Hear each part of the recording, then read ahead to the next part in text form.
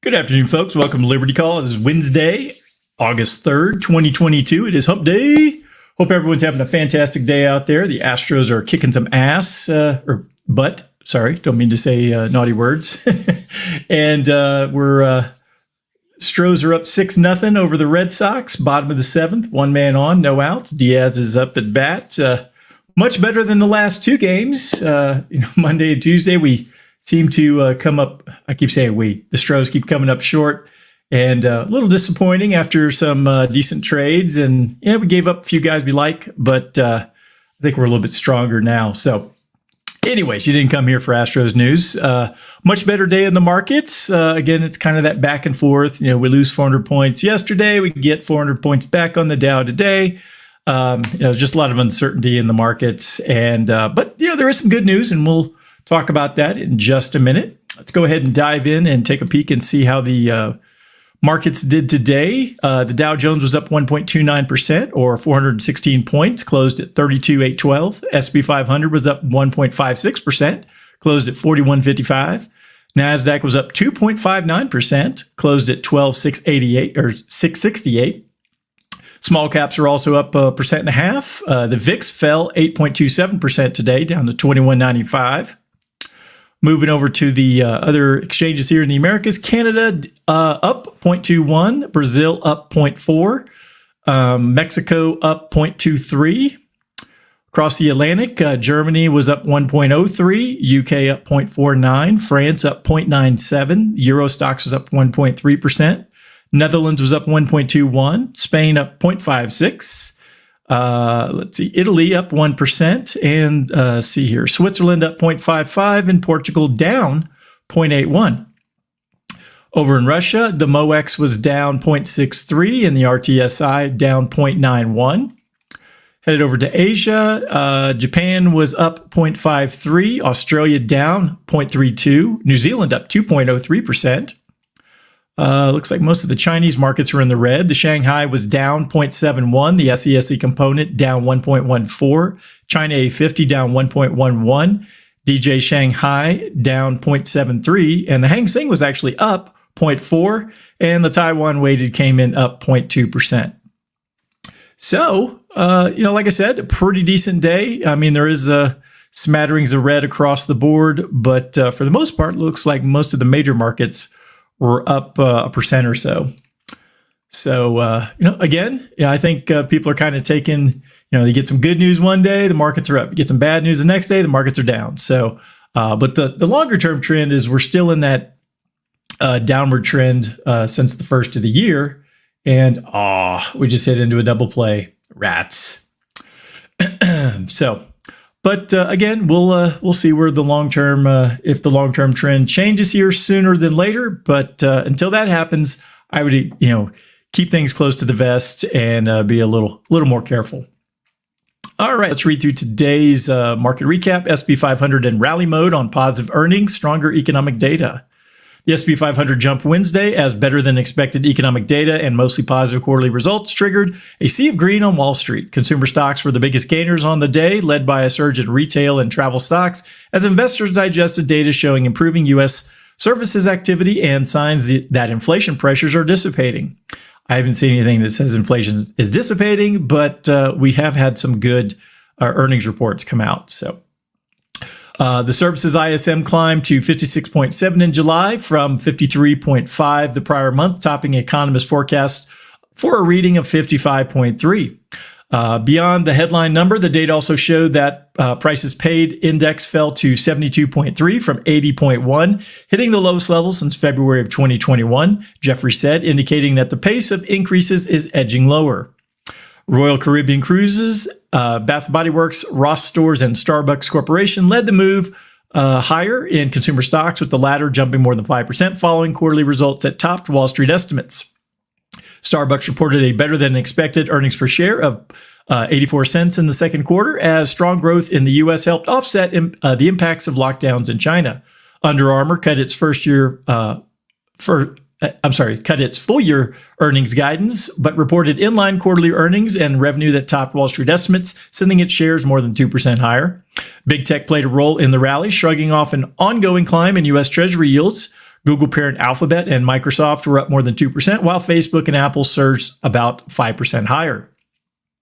Semiconductor stocks climbed more than 3% to push the broader tech sector higher, despite a more than 1% dip in AMD as the chipmaker softer guidance offset quarterly results that topped analyst estimates on both the top and bottom lines. PayPal was one of the top gainers on the day, rallying more than 9% after reporting better than expected results and announcing a $15 billion share buyback program.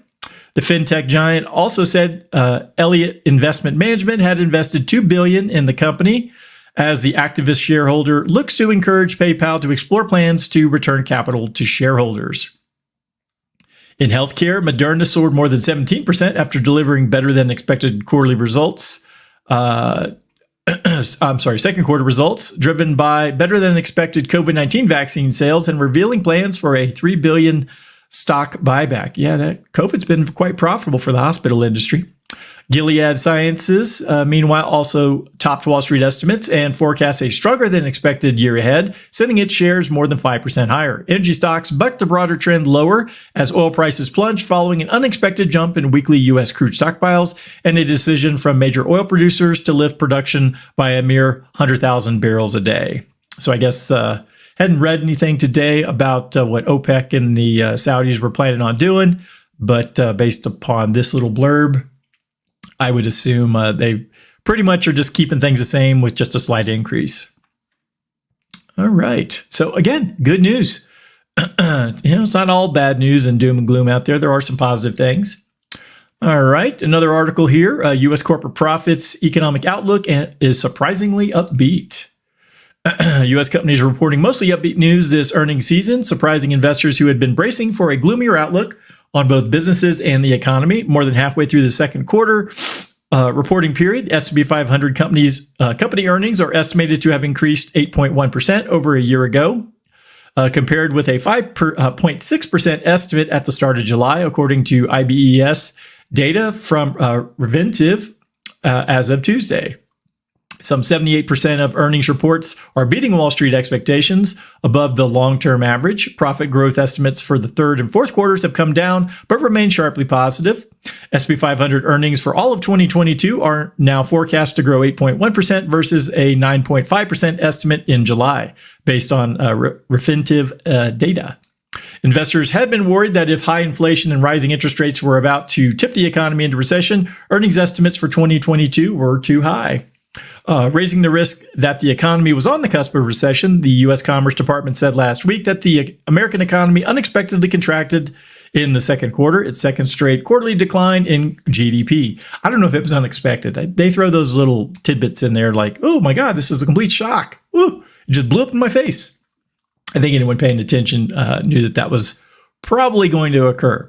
Concerns over a possible recession had driven a sharp sell-off in stocks in the first half of the year, but the S&P 500 and NASDAQ ended July with their biggest monthly percentage gain since 2020, partly because of stronger than expected earnings. Quote, the consensus view was that earnings were going to just fall apart, said Jonathan Golub, chief U.S. equity strategist and head of quantitative research at Credit Suisse. Quote, it just didn't play out that way, end quote.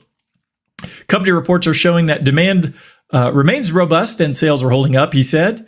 Quote, if you want to say what's the health of the economy, it's measured in sales, Golub said. Year-over-year revenue for S&P 500 companies in the quarter is expected to have risen 12.5% as of Tuesday, compared with a 10.4% estimate at the start of July, based on Reventive data. Upbeat forecasts from heavyweights Apple, Amazon boosted investors' moods late last week, while Chevron Corp, ExxonMobil reported record quarterly revenues. Apple said part shortages were easing and that demand for iPhones was continuing, while Amazon.com forecasts a jump in third quarter revenue.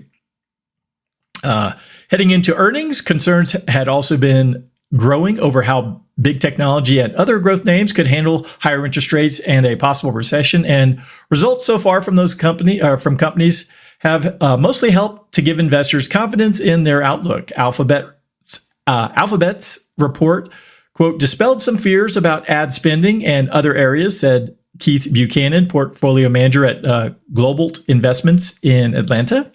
To be sure, the news has not been positive all around. Walmart rattled investors earlier last week when it cut its full-year profit forecast, blaming surging prices for food and fuel. That's raised worries about the health of the consumer and other prospects for other retailers, most of which have yet to report results on the last quarter. Also, analysts have been cutting their third quarter earnings growth estimates by more than usual when compared with, quote, either pre-pandemic or over the last 2 years, end quote. Nicholas Colas, co-founder at Data Trek Research, wrote in a note this week.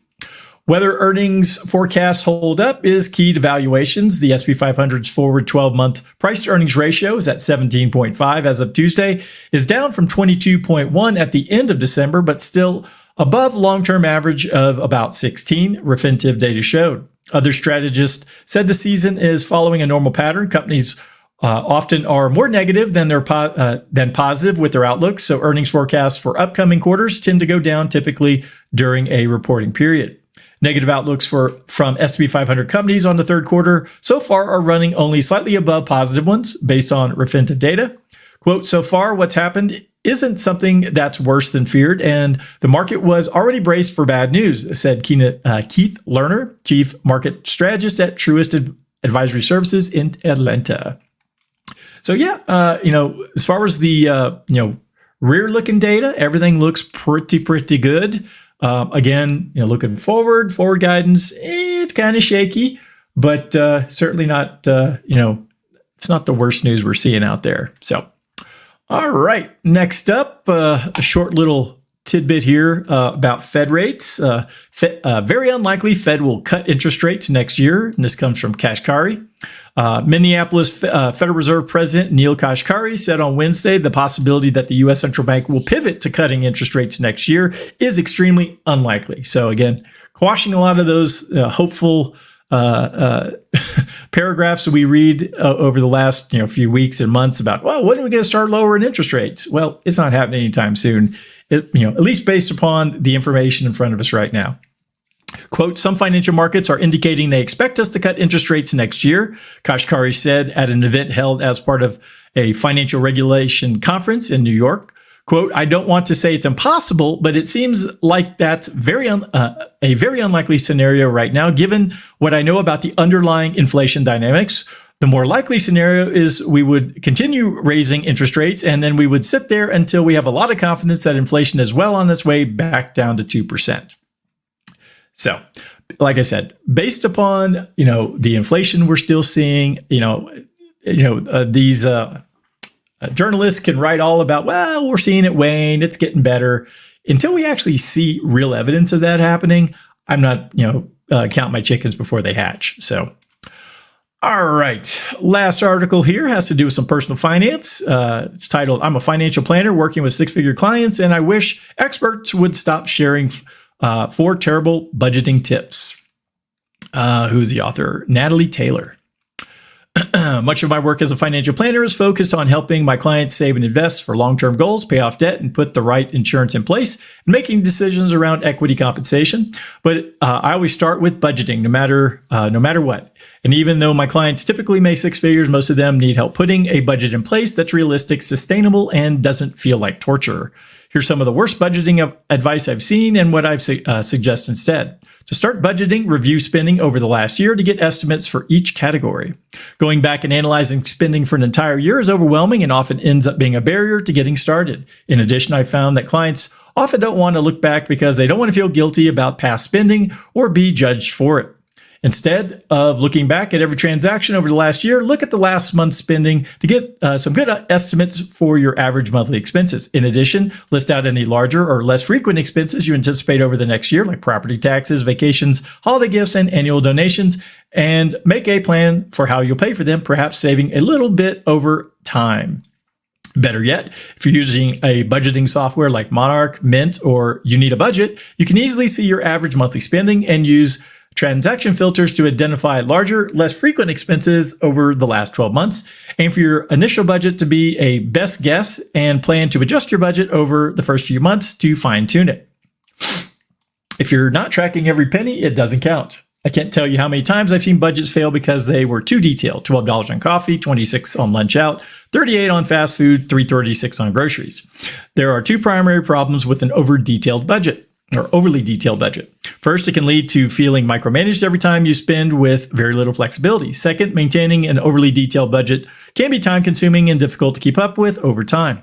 In order to effectively budget and stick with it long-term, consider having 10 to 15 broad categories. This will not only make it easier for you to keep track of and categorize expenses, but also give you a bit more freedom to live in the moment and have some flexibility with the broader boundaries of your budget. Save until it hurts. I wish financial advisors and other money experts would stop saying this. Let me be clear. Saving for your future is important, but it's not more important than your life today.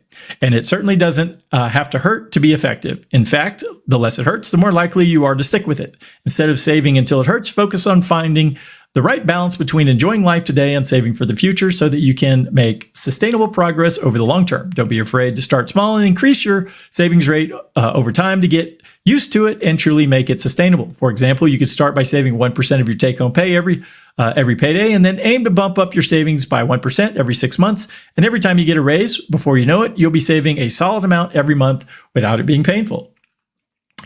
Number 4, sort your expenses by needs and wants and eliminate wants. Looking at your expenses purely through the lens of needs versus wants requires you to judge each and every spending decision as required or indulgent. This judgment-based filter on spending often results in feeling guilty about spending, and creating a budget that cuts out all wants means that staying on budget will be virtually impossible long-term. Crash diets don't work, and neither do crash budgets.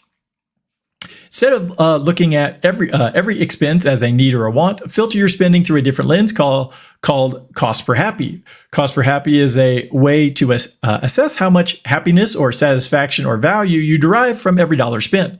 As you look for ways to reduce spending and find dollars for your goals, consider keeping expenses that provide high happiness per dollar spent and look to eliminate expenses that provide lower happiness per dollar. For example, you might decide that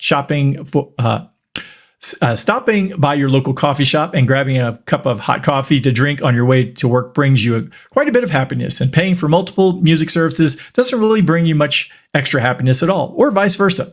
A great budget gives you the freedom to enjoy your life, and balances your life today with savings for the future. No guilt, no shame, no judgment, just progress. All good suggestions. And for people who don't maintain a budget, I would probably recommend going through your expenses at least quarterly, just to see where you have any sort of leaks in the dam, and if you're wasting money on going out to eat too often, cook at home more often, or if maybe you're like the example here, spending too much on coffee or going out to eat for lunch. Maybe brew your own coffee, spend some extra money on some high quality beans, brew it at home, and, pack a healthy lunch, save a few dollars that way. So there's lots of ways to, trim the fat out of your spending plan that can go towards your future, and at the same time, not make life miserable today. So, all right. Well, that's everything I had for today. I hope y'all found some of this useful. If not, I'll try a little harder tomorrow. Otherwise, if you need to reach me, please go to dsafinancialgroup.com. All my contact information's there. And let's cheer on the Astros. They're now in the bottom of the 8th, now 2 outs, and we're still up 6-0. So looking good so far, and wish everyone a pleasant evening. Have a great night, guys. Bye.